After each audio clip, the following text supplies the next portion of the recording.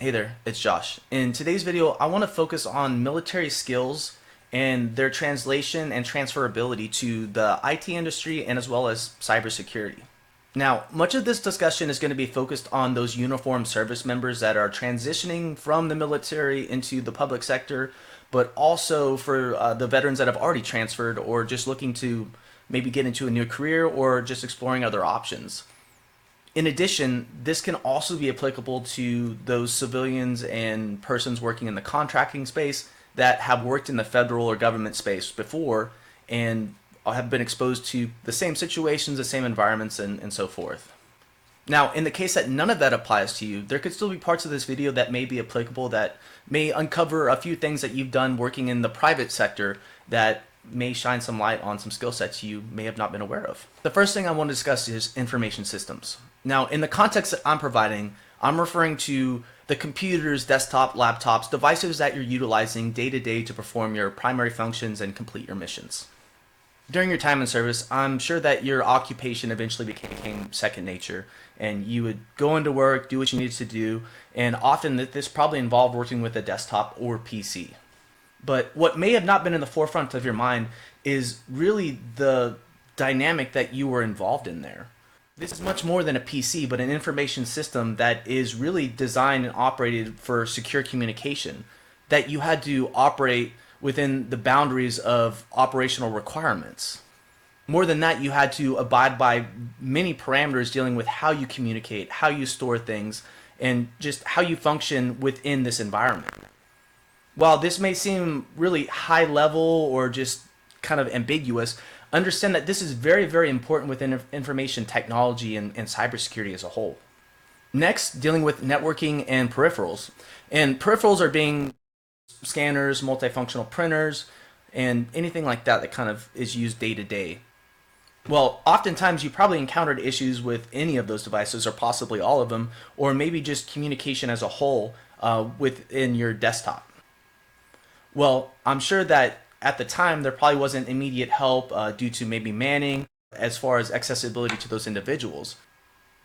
And so I'm sure you probably took it upon yourself to diagnose and try to troubleshoot and understand what was the root cause or maybe what's happening.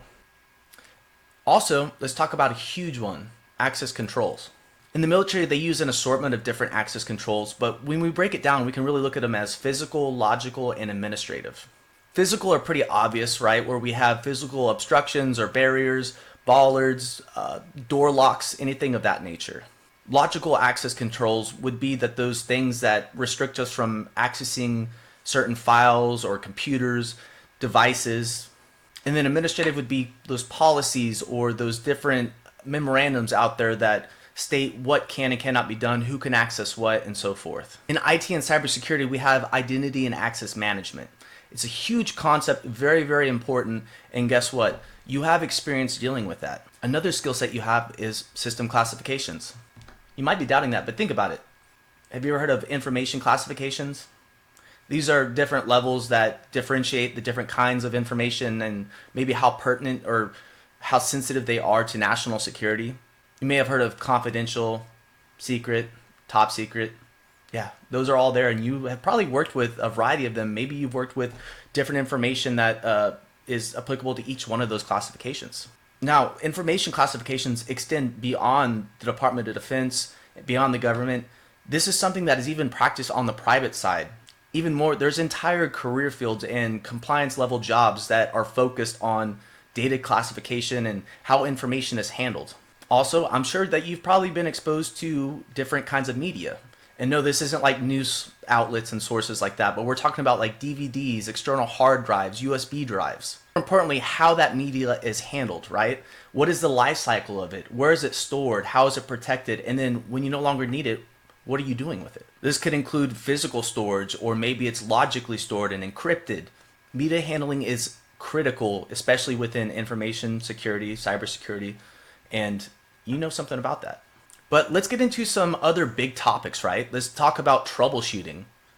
Now, I get it. Troubleshooting seems pretty universal and we use it throughout our lives, but being in the service, in the military, you've had to troubleshoot probably a variety of different problems, and with limited resources, limited personnel, so on and so forth. Beyond technical knowledge, having a technical mind that can process issues and troubleshoot and ultimately problem solve is probably your biggest asset that you have that you can utilize to break into this field. And again, this comes down to working under pressure and dealing with operational and environmental constraints.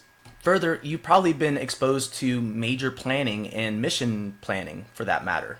You understand how to execute projects or deal with operational issues. The fact that you probably have tried to recover from a disaster or dealing with contingency planning. Again, all very, very applicable and critical components to IT as a whole. Another situation is dealing with a variety of applications and application suites.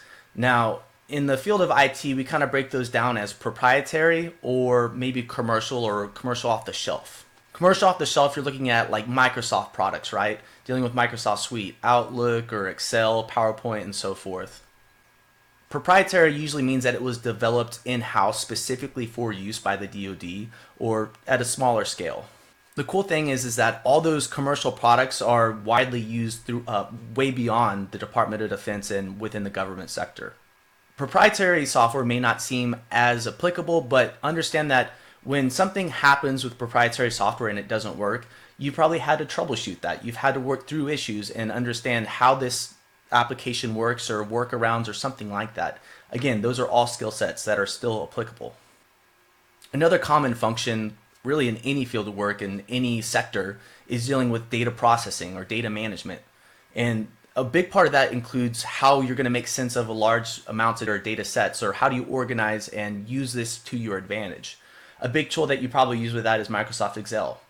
You may not be the hugest fan, or maybe you love that tool and all of its capabilities. And so regardless, it's something that you're probably going to use if you try to get into the sector. And so just keep those skills sharpened, and I promise it'll be worth it.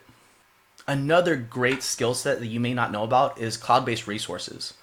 And you may not know that you're being exposed to these different resources, but every time that you're accessing something that's hosted by Microsoft Azure or Google Cloud, those are cloud-based resources, and you may be using them in Office 365 or things like SharePoint.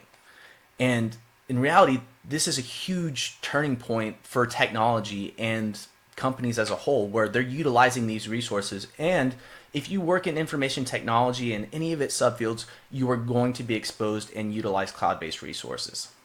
Now, I know I mentioned secure media handling before, but I really want to emphasize the use on external media. Again, that being with DVDs or USBs, hard drives, and that such thing. The main point I want to stress is that these are all critical devices that are utilized throughout the IT industry. And regardless if you're in the Department of Defense or in the private sector, they all pose a similar risk where data can be exfiltrated or something can be introduced into the environment. And you are probably familiar with handling procedures and what to do and what not to do whenever you're dealing with those devices. And again, those are very, very applicable to IT and cybersecurity as a whole. While this is a very short overview of applicable skill sets and things that are transferable, understand that this is not an end-all be-all list. You can look through your entire career and kind of pick and piece those things together that you realize, hey, that might have some worth here and there. So I implore you to look back through your time in service and see exactly what you've done and realize that these things do translate. While you may not have studied IT or cybersecurity specifically and independently, it's generally just a mindset really that brings us together, and that's what really drives you to success, is to have that hunger and have that curiosity. But if you have any questions concerning this, or maybe you'd like to get some more input on different things that you experience in your career and whether that's transferable, I'd be happy to help break that down for you. As always though, thank you so much.